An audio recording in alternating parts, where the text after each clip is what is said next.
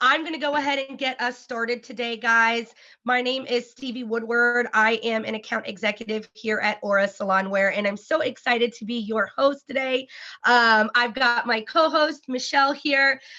We are going to dig into the 5 strategies to help you guys retain the best employees today. So Michelle is the owner of Rain Salon. And so she is actually going to be digging into what those 5 key strategies are. So a little bit of housekeeping before I let Michelle kind of introduce herself. Our call should last around 30 to 45 minutes-ish, just kind of depending on how many questions you guys have.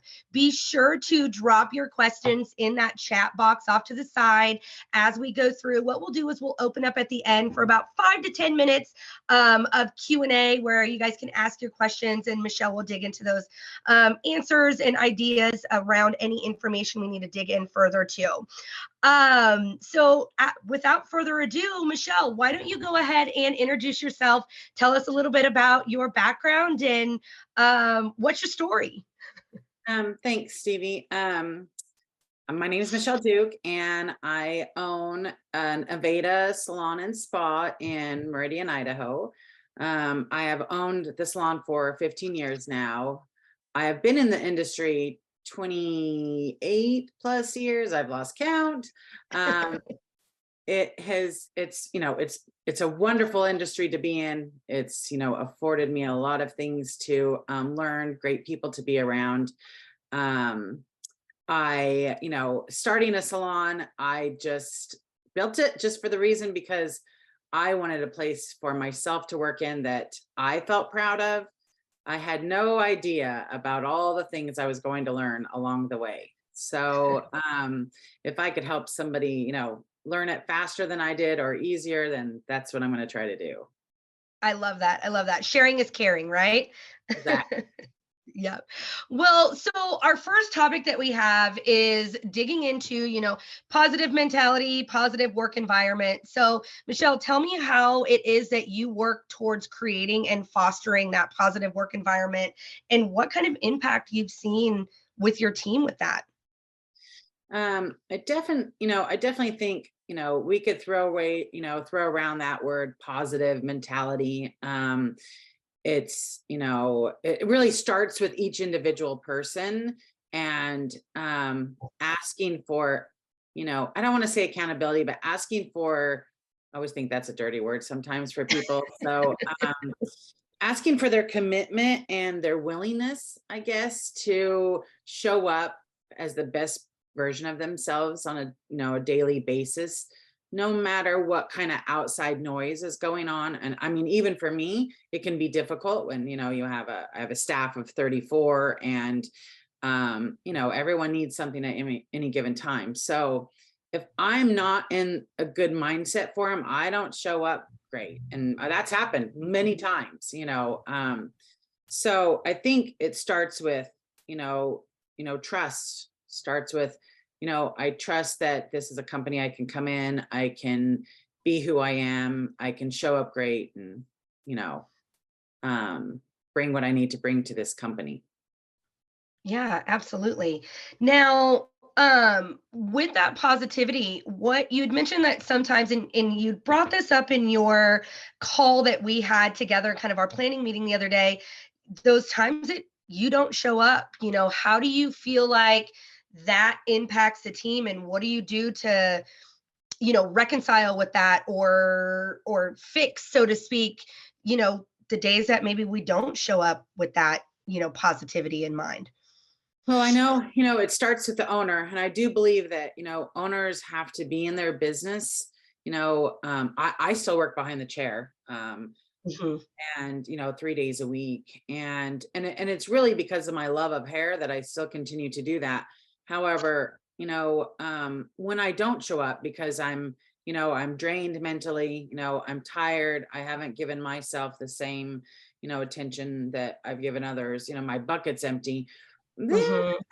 I could come across as probably overbearing, mean, not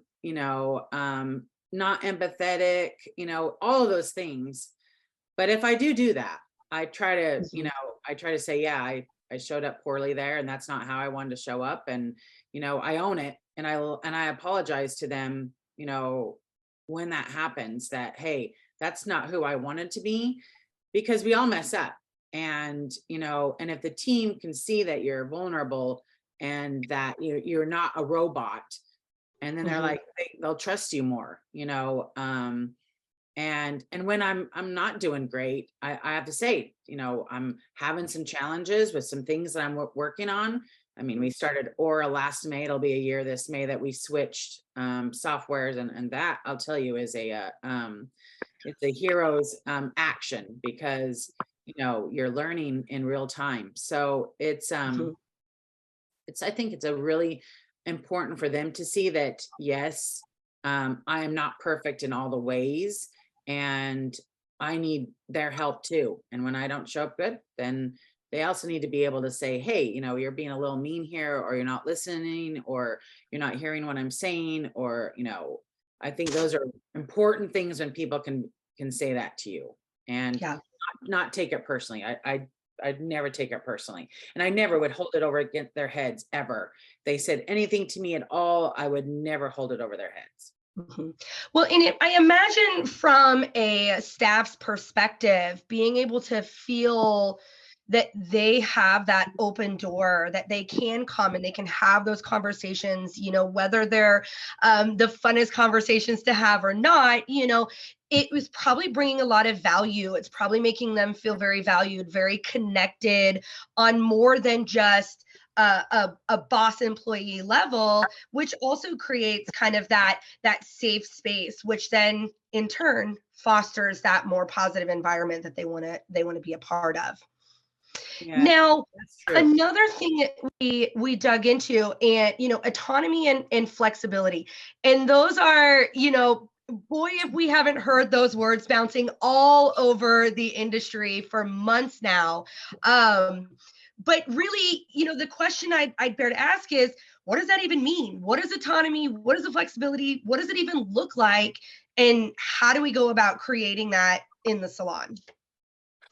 Well, I don't think even in a, up until maybe 3 years ago, anyone even knew what the word autonomy meant. I know I wasn't ever using that word. And so, for us at Rain, autonomy means being responsible for themselves, and being responsible for the company, being responsible for the team. And in turn, that gives them the flexibility, because then I don't really have to micromanage people. I still have to lead people, but I don't need to be micromanaging them. And when I don't have to micromanage them, then they get as much autonomy as they need to do their job behind the chair and show up in that positive mindset.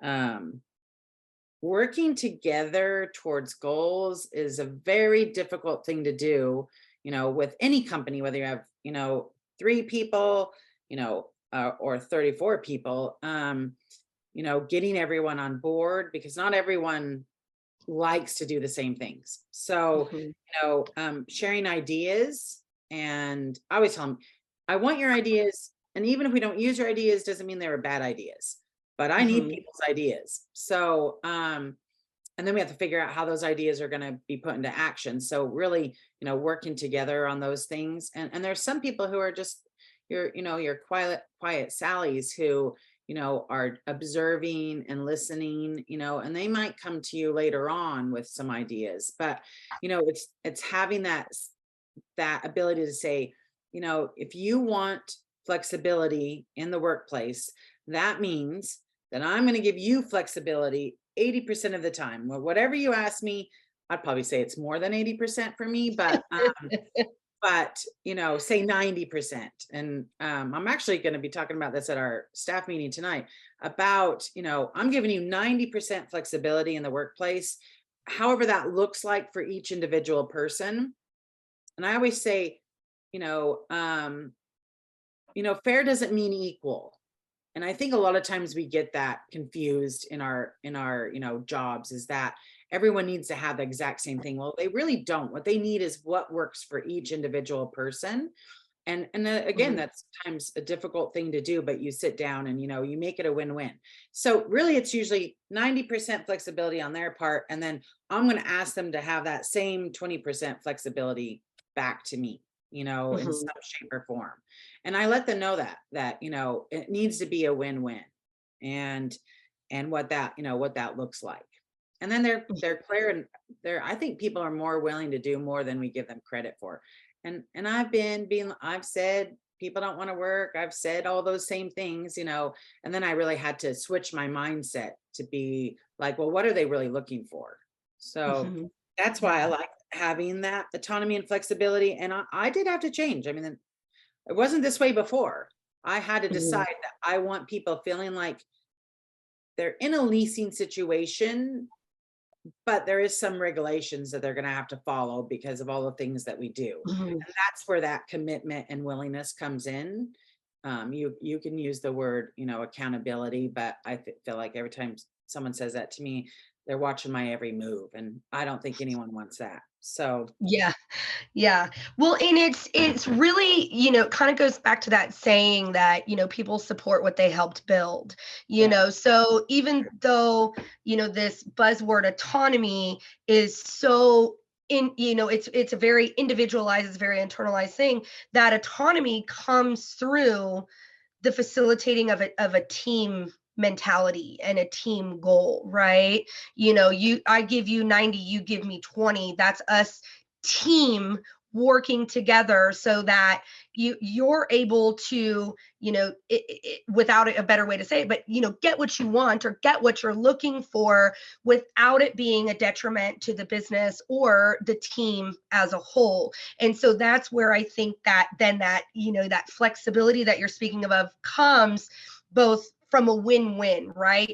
I'm flexible with you, you're flexible with me. If we can both adopt this mentality and adopt this kind of swimming in the same direction, then everybody's getting that, flexibility that they're looking for. And I feel like they're kind of tied together too, because you had mentioned, bringing up the ideas, and that kind of goes back to that first, where they're feeling safe enough to speak up or say, what if we tried this, or maybe we haven't noticed this idea working out as well. Maybe we should shift gears, and having that safe space to speak up and share their thoughts and their ideas with everybody, right?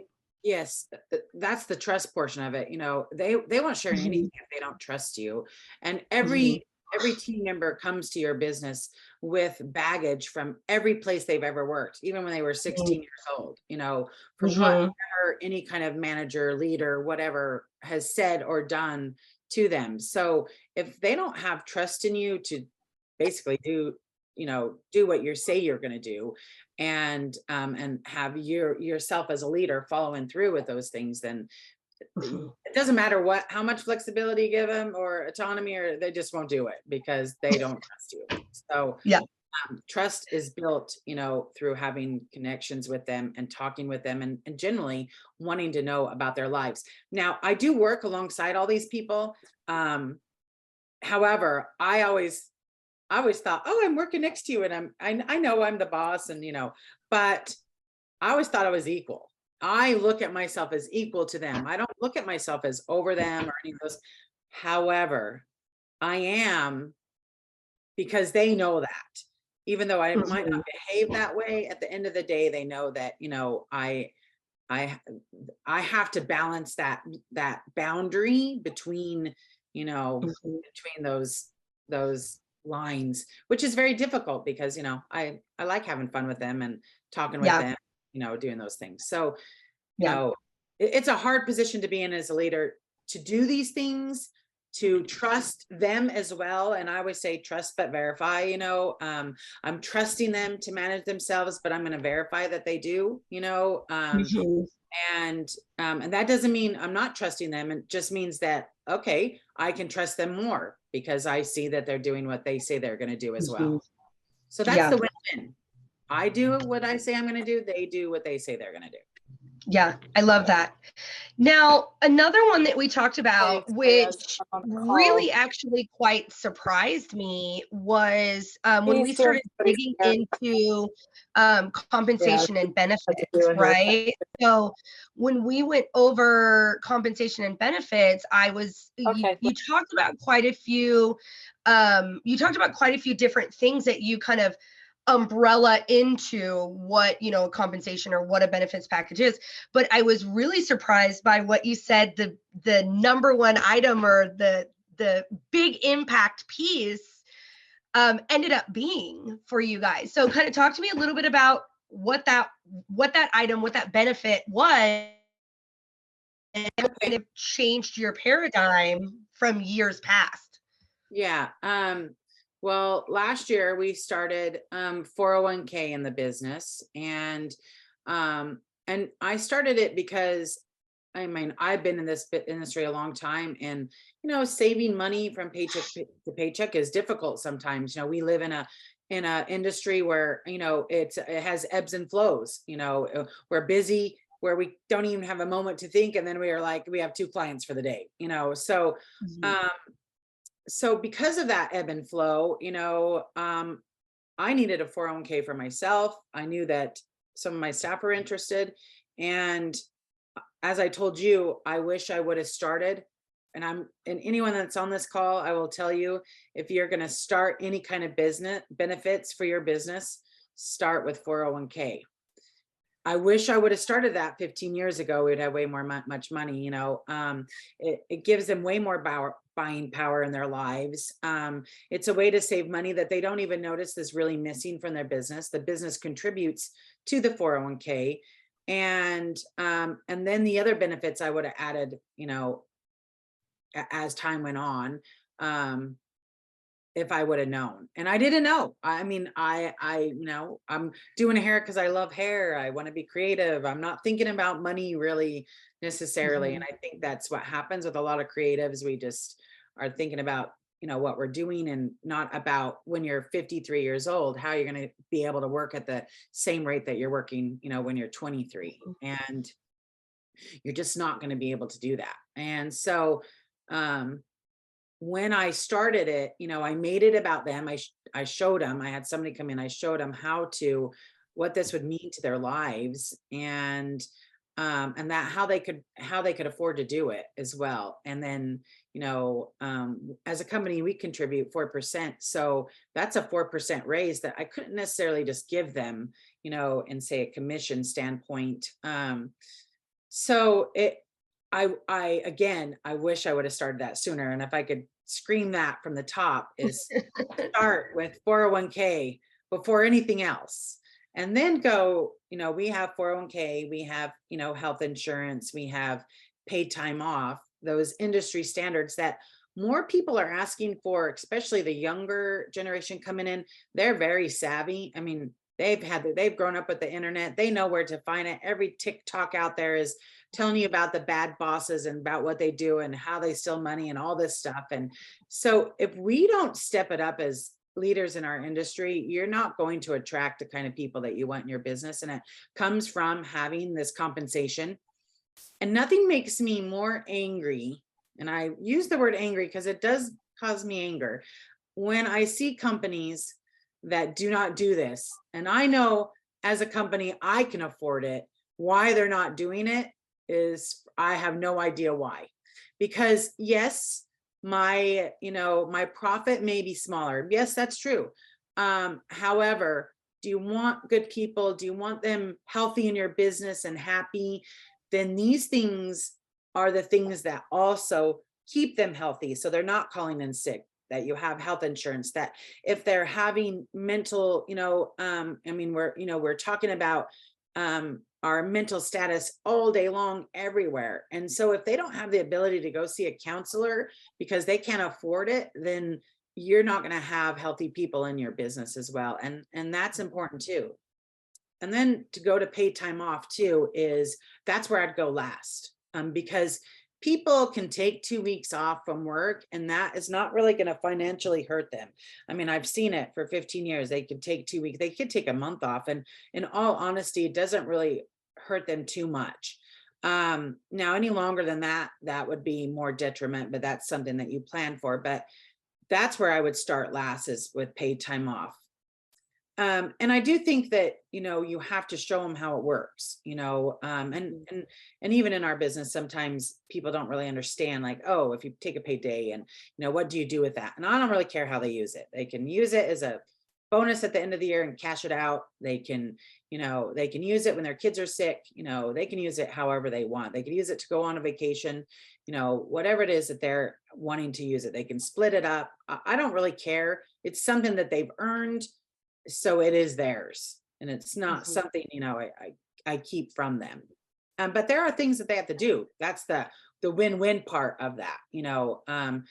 Just get all these things and not have, a commitment to the workplace. At the end of the day, we're there to make money and, pay our bills. So, but Well, yeah, 401k was it was the best thing I ever did. I will just tell you that 100% down, the best thing.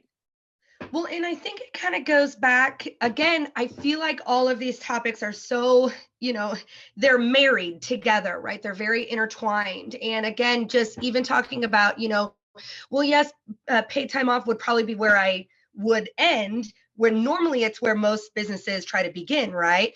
But then even when you kind of went into talking about, well, then I let them use that paid time off however they want. Maybe they don't want to take that time for vacation. Maybe the way their schedule's set up, they can take a Thursday, Friday, Saturday to go on vacation. They don't actually have to take time off, but you're giving them the flexibility to still earn and accumulate that time, but then spend it how they want, meaning like a bonus or, whatever that might be.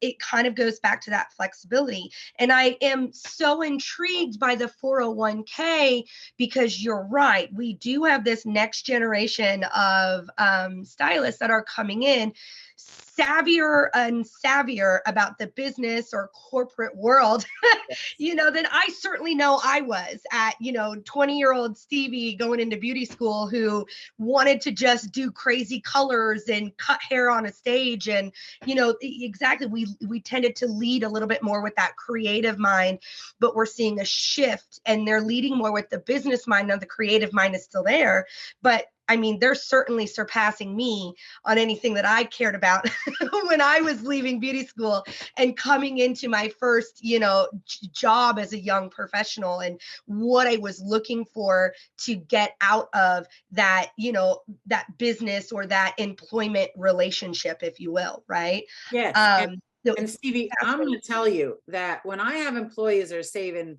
10 to 12% of their income on on every paycheck, they're going to have way more money than I can even imagine, because I started it later, and they're starting it 20 years ahead of where I ever started. It's an unbelievable. I mean, some of them will have millions of dollars if they stick to it. I mean, that's what it looks like. That compound interest of that, how that works, is going to make them very comfortable when they get older, and then they don't have to work as hard as I've had to work, and that's me sharing that. Like, I wish someone would have shared that with me and really drove that home. And that's what I want to do, is try to really get people to understand that you don't think you can afford it, but you can. You just have to do some tweaks in your business to be able to do that. And would you recommend, do you work with an accountant that helped? You said you brought somebody in. So just a little quick snippet, what would be that first step that you would recommend? Was it an accountant, or did you reach out to a company, or what would that look like if somebody is going, I want to run with this idea, what do I do next? You're going to have to reach out to a financial group, Okay. So somebody that maybe you already do some, a Roth that you might have for yourself. Whoever is doing some of those things for you, that's who I reached out to. I said, I'd like 401k for my company. What does that look like? The accountant does help you set it up, and however your pay system is. And, I'm not doing that stuff myself. I don't even but I did have to learn a lot of things, because again, to save money, I am the fiduciary. So I am the one that puts the money in there. I am the one that tracks it, even though you have to have other companies help you do these things, you have to know what you're doing. And it's just one of those things I had to learn. But they walk you through it. The financial companies will walk you through it. They're doing it all the time. and they make it fairly easy for you. They're not going to tell you how you afford it. You figure that out, and with your own books, with your accountant. I took a random thing. I handed out some papers. Who would be interested in 401k? Check yes, check no, and I had, probably over half the staff saying yes, half the staff saying no. And then my accountant even said, oh, and she's my accountant and she has her own business. And she even said that her people didn't even, really do the 401k. And she goes, you're not going to have that very many people do it. And then when she says you're having, over half your staff, she was like, that's unbelievable. And it's because I made it about them and I showed them what it was in for them, not for me because I wanted it, but because what it was going to do for their life. Yeah. You took the time to really educate them on the what's in it for me and what that benefit is, which I think is really impactful, because there's even, I've had a 401k for years, but if you could have asked me at, 20 something years old, what the importance of that really was, it really took me a long time before I really got serious about actually putting money into it, right? Or actually understanding where this was going to play a piece in my life at XY years old, when I start slowing down or taking a step back from working, which we will all get to at some point.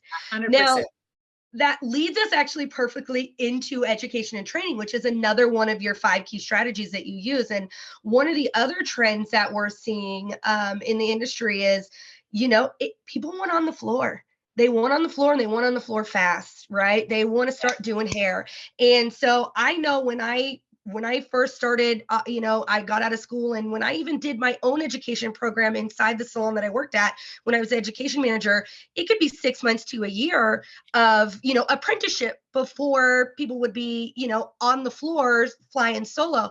And I just don't think that works anymore. And so with this faster pace, turnaround, how have you been able to adopt that kind of turnaround, that your shorter life cycle, if you will? And then again, going back to trust, like what kind of role does that play in trust and guest experience for you guys?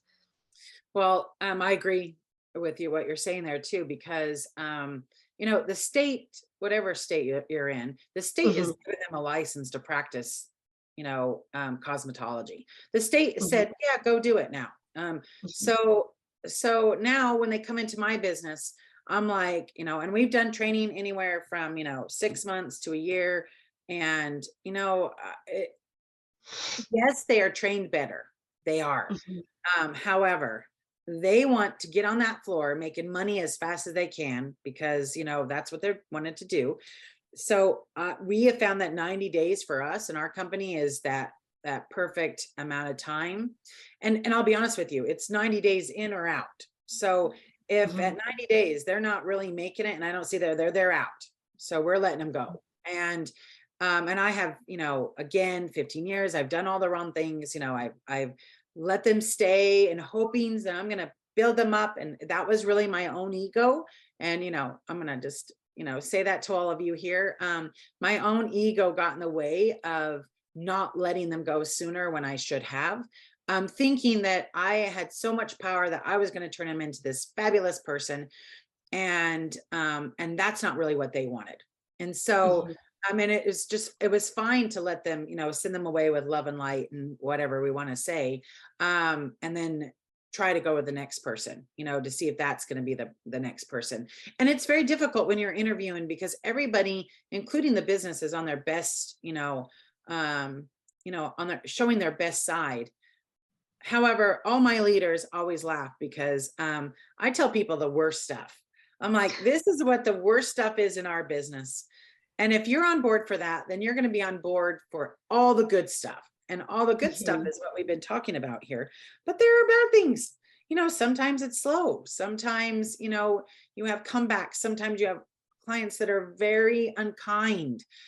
Sometimes you have that idea you had did not go. So we have to have in that education program ongoing mentors in the salon, leaders that each other that help, get those new people on the floor faster and doing better, and sharing and not keeping what to yourself.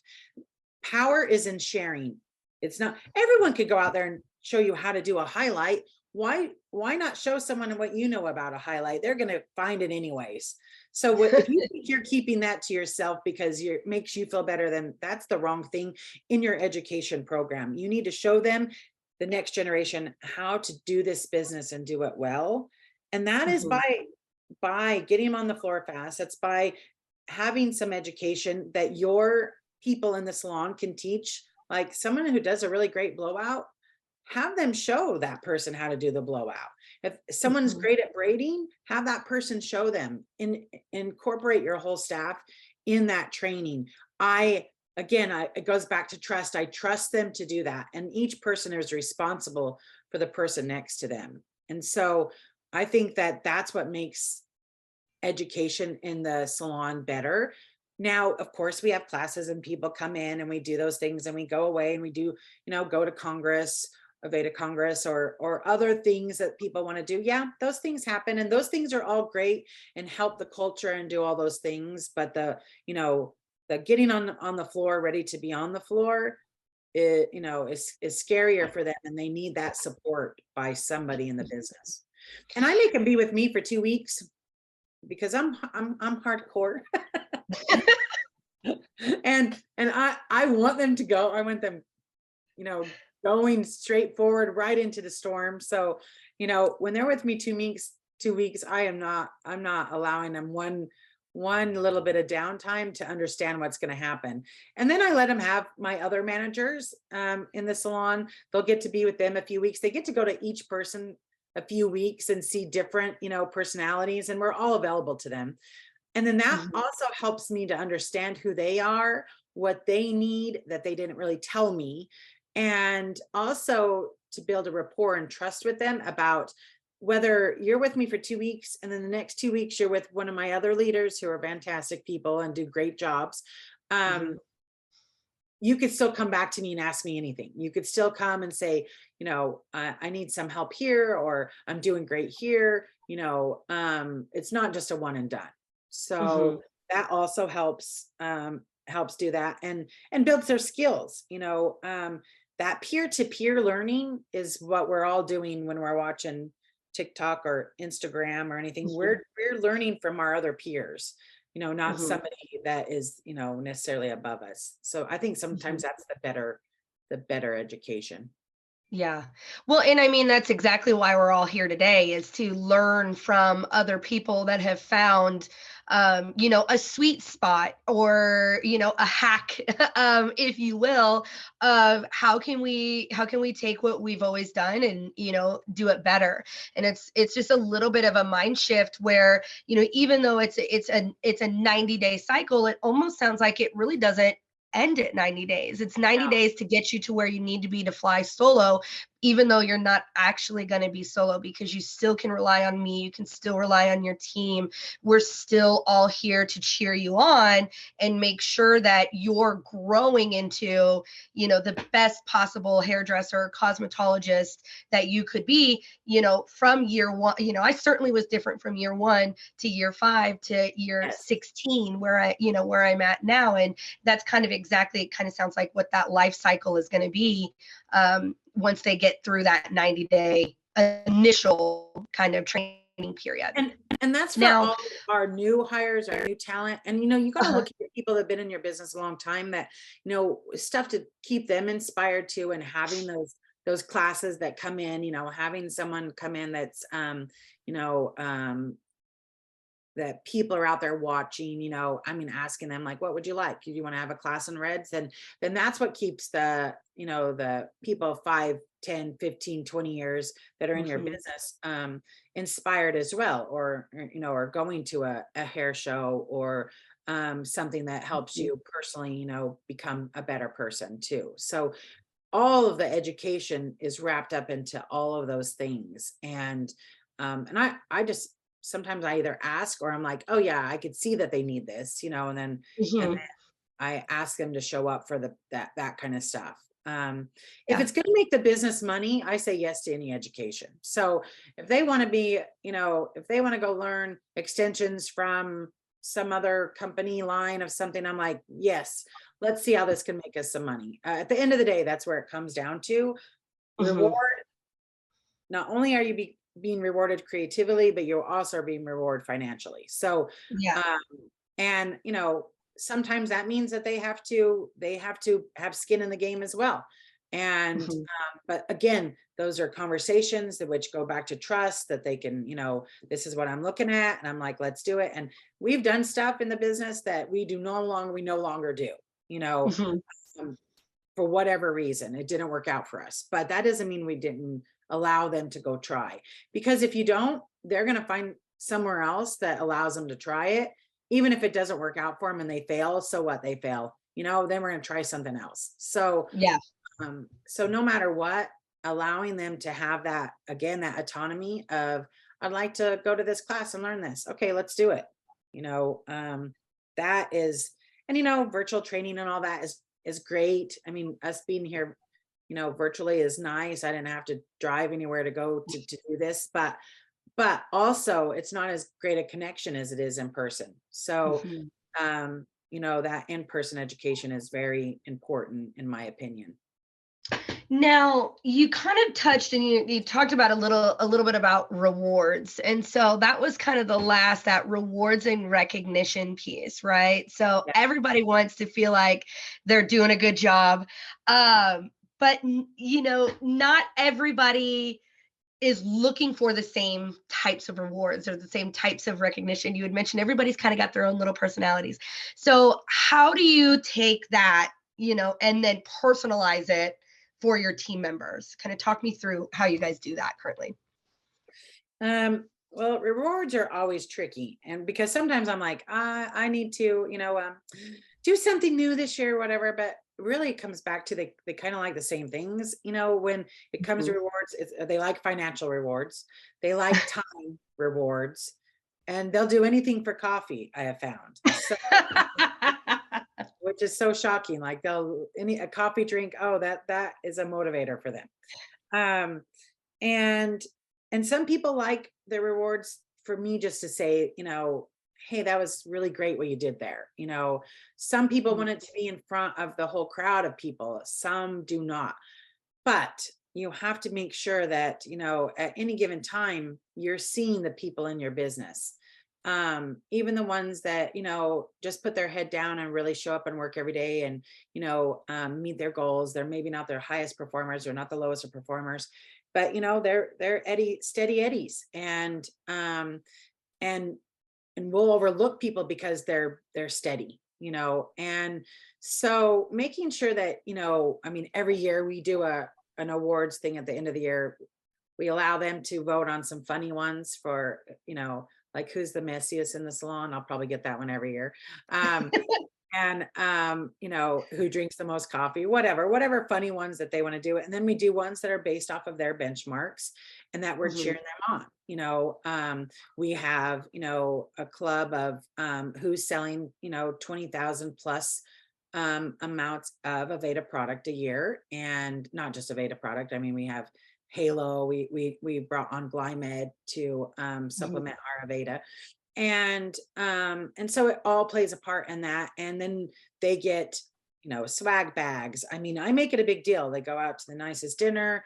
I budget that in every year. The companies that we do business with us help give things to that. You know whether it's books for them to grow on, anything that, just shows them that, you really appreciate how hard they show up and work every day. And, sometimes it's a handwritten note. We call those aces in our salon. From nothing I'm saying here is new to the industry. I've stolen it from everyone. So, this isn't something I've just like, pulled out of the air. And I have stolen all of these ideas from every person I have learned from in this industry over 28 years. So I give them all a bunch of kudos for me being able to do this, because without them sharing their knowledge, I wouldn't be sharing this with you today. But just even a simple card to say, hey, I see you, I see what you did there. I know that means a lot to me, and I'm not even a words person. So, so those things go a long way to show a care and appreciation for your staff.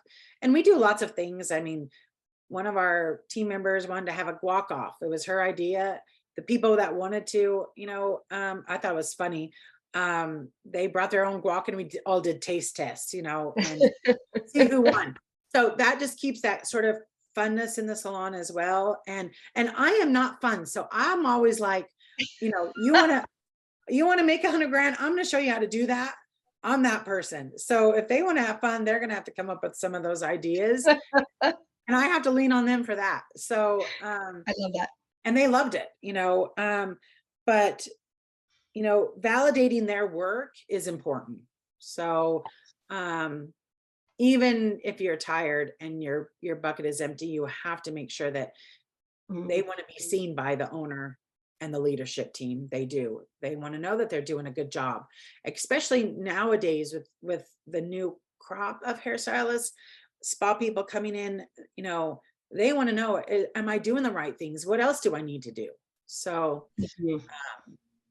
and Aura has helped. Switching over softwares has helped a lot because it's helped me with the financial aspect, where they see all their numbers in real time. They see where they need to go. Before, they'd have to text me like, what's their RPCT, and would have to go look that up. And now it's at their fingertips in their dashboard. There's nothing that they can't see in there. And over time, I'll give them more autonomy to what that app can do for them. But that is the one thing, they know exactly what their check's going to be like because it's on Aura. They see it in real time. So and that's helped them a lot. I think that's probably built trust too. Like, there's nothing that's secret. I'm transparent about all the things going on in the business. Yeah. Yeah. I love that. Well, they really are, they kind of each just continue to lead into each other and kind of picking out, how can I either implement a strategy that I maybe don't have yet, or improve or change upon a strategy that maybe I have, but maybe it's not working anymore, or maybe we need to shift our paradigm, just like, or maybe our rewards need to be more customized and more personalized, or maybe those compensations need to be, paid time off needs to be allowed to be used differently, or, just taking upon, and growing it into making it our own, and what is going to feed our staff, because they're hungry, right? We Yes. know that this next generation of staff and stylists, they're hungry for it. They're eager. They want to get there. They want to get from start to finish faster than we did. Certainly. And I think that we're a pretty savvy bunch who's taken a lot of years and a lot of classes to get to where we are, that, we can share that knowledge and we can share that experience with them and get them where they want to go. Now, we do have a couple of questions before we wrap up our day. So if there's any other questions anybody has that they want to drop, I've just got a couple here. So one kind of goes back to the autonomy here. So it says, what are your thoughts on employees having the autonomy to contact their clients in their off time to schedule or adjust appointments? So, it's tricky, but I'm going to just tell you, they can contact their clients any way they see fit, because they can. They can get them on Facebook. They could get them on Instagram. I mean, the client will give them their number personally, so there's no stopping any of those things.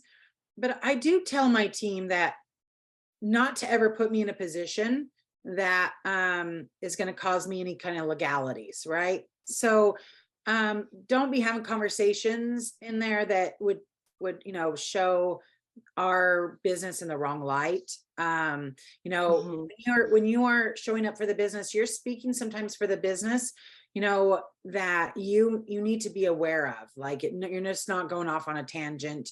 If they're wanting to call them to reschedule things, I always have them do that from the company phone, because I have collected this information from the customer.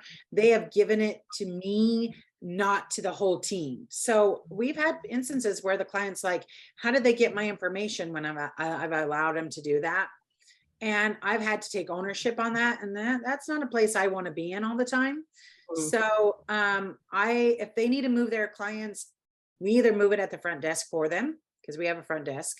And then Mhm. or if it's going to come better from them, then I just have them do it for the phone. If they're sick, we move their appointments. Some of them it's their friends and family, then they can text those people, but we generally take care of it at the front because that keeps things consistent, and then it also allows them not to forget. And most people don't want to be bothered by their clients on their phone. That's why we have a front desk, so that when they are off work, they're not having to be on work by being on their phones. So, Mhm. it's it has to be what you want to do, but for me, I'm not making it seem like I'm trusting them, and then I'm verifying that they do the right things. So Yeah. it comes down to that all the time, is trust but verify, Yep. and I think generally people aren't setting out to be a-holes, do something poor to your business. But Mhm. that's a mind shift I had to make. I had to just say, if I'm going to trust them, I also have to believe that they're not doing anything underhandedly. And if they Mhm. do, then you're going to have a conversation about what that looks like. And, Mhm. that doesn't feel good on this side. So Yeah. I Yeah. hope I answered that. Yeah. Angie, do you feel like that gave you the answer that you were looking for if you're still on here? I'm not sure if we've still I got her say or not. I say that, and anytime anyone wants time off, you say yes to time off 100%, unless you can't. Like if you have 10 Mhm. people wanting the same weekend off, Yeah. then Yep. Got it. you're gonna have to go with seniority, right? Who's been there the longest gets it. But Who gets it in first? Yeah.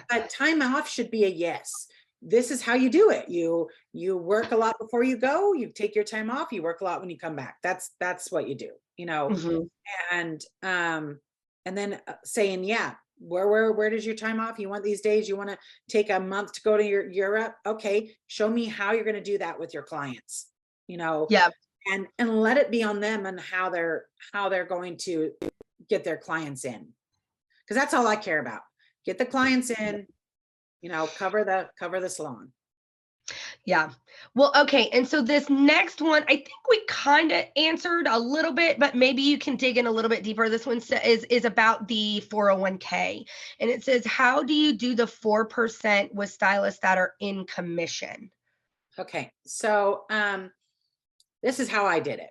And I went to in my business to see where we had the most opportunity, and it was in really color waste.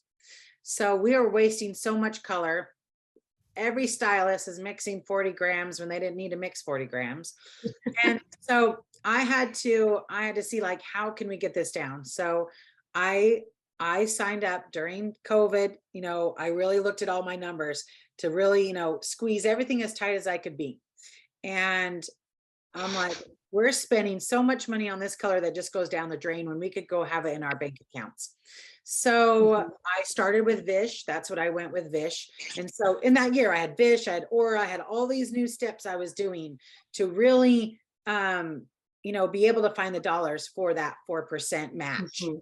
Now, if they don't put in 4% of their own money, then I don't have to match 4%. So, but if they put in 12%, I match 4%.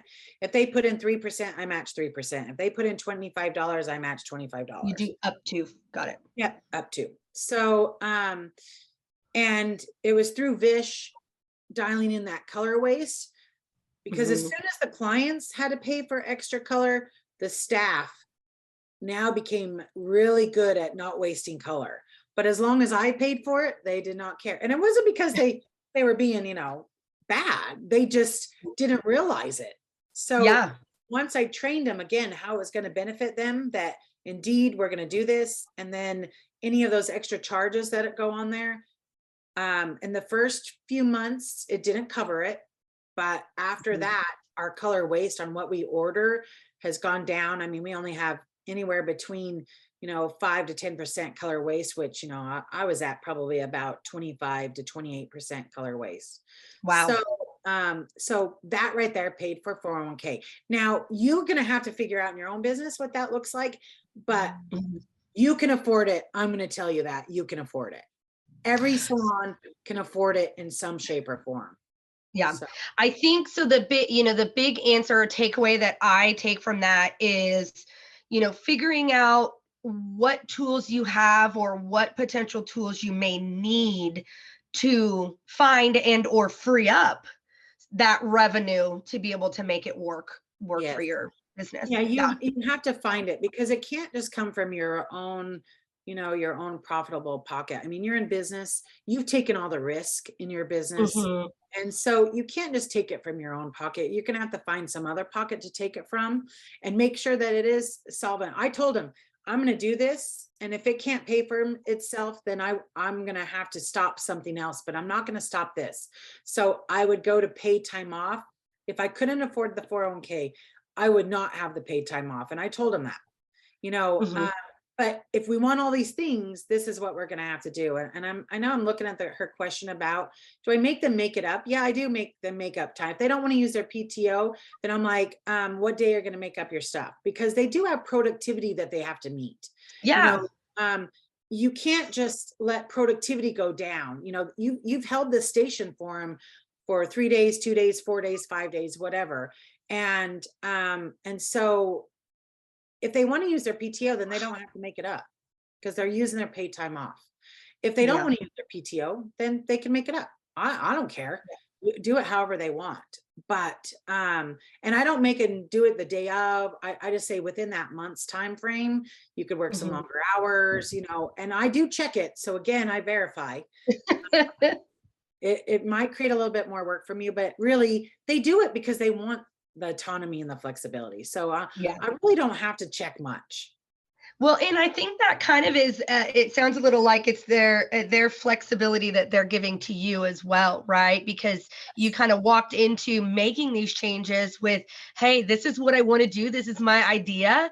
But please be agile with me. Please be flexible with me while I figure out how to make it work for you, and so I think that, goes back to that, that trust is a win-win, right? They've got trust in you, and they're willing to extend that, flexibility back towards you, while you as the owner and the leader try to figure out how to make their lives better, right? And it doesn't sound to me like it ended up not working out the way you planned, but it does sound like they did have to give you a little bit of that, a flexibility, and kind of work with you a little bit on it too.